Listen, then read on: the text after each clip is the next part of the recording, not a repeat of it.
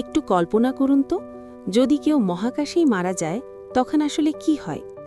মহাকাশে বাতাস নেই, অক্সিজেন শেষ হলেই মানুষ কয়েক সেকেন্ডে অজ্ঞান হয়ে যায়।